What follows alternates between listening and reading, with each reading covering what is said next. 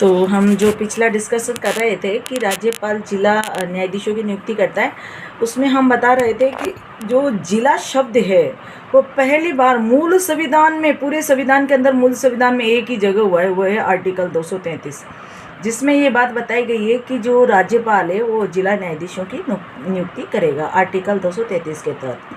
मूल संविधान में तो एक ही बार हुआ है, बाद में हम देखते हैं कि जो 74वां संविधान संशोधन 1993 में हुआ था, उसमें एक बार और आया है 243 ZD के अंतर्गत। उसमें आया है कि जिला स्तर पर जिला आयोजनी समिति का गठन किया जाएगा। तो सेकंड बार इसमें देखने को मिलता है, बाकी जिला शब्द कहीं भी संविधान में उल्लेख नहीं है।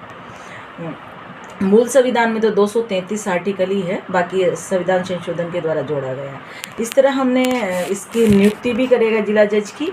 अब कॉलेजियम व्यवस्था को भी हम देख ही लेते हैं। कॉलेजियम व्यवस्था क्या होती है कि जो उच्च न्यायालय या सर्वोच्च न्यायालय में जो न्यायाधीशों की नियुक्ति करनी होती है, उनका चयन करना होता है, उसके लिए एक कॉलेजियम व्यवस्था बना रखी है। कॉलेजियम व्यवस्था में क्या होता है, एक तो भारत का जो मुख्य सर्वोच्च न्यायालय का मुख्य न्यायाधीश है वो तो होगा।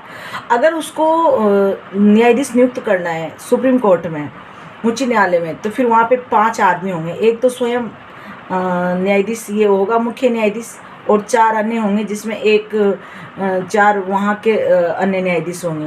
और अगर राज्य में कोई न्यायाधीश की नियुक्ति करनी है, मुख्य न्यायाधीश या अन्य न्यायाधीशों की नियुक्ति करनी है, तो यहाँ पे 3 व्यक्तियों की कॉलेजियम होगी।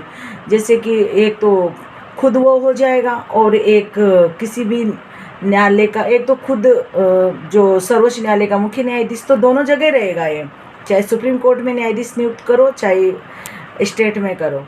तो ये स्वयं हो जाएगा मुख्य न्यायाधीश, और 2 अन्य न्यायाधीश होगा, जिसमें एक किसी भी स्टेट का मुख्य न्यायाधीश हो जाएगा और एक दूसरा कोई भी न्यायाधीश हो जाएगा।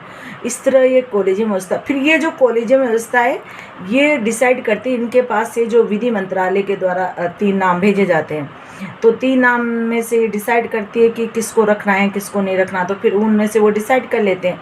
अगर मान लो इनको कोई जैसे कि इसको विधि मंत्रालय को फिर वापस पास हो कि इनके पास जाएगा, क्योंकि ये बीच की कड़ी विधि मंत्रालय, तो उनको कोई नाम उन्होंने सजेशन कर दिया कि ये नाम है, तो और अगर बाद में विधि मंत्रालय इसका विरोध करता है कि नहीं इसमें थोड़ा विचार करो, और अगर वापस कॉलेजियम ने वही वापस नाम दे दिया, तो फिर वही रखना होगा, इसमें कोई परिवर्तन नहीं किया जाएगा। तो ये न्यायाधीश चुनने की एक प्रक्रिया को ही, जिसमें 5 और 3 व्यक्तियों की कमेटी होती है, उसी को ही कॉलेजियम बोला जाता है।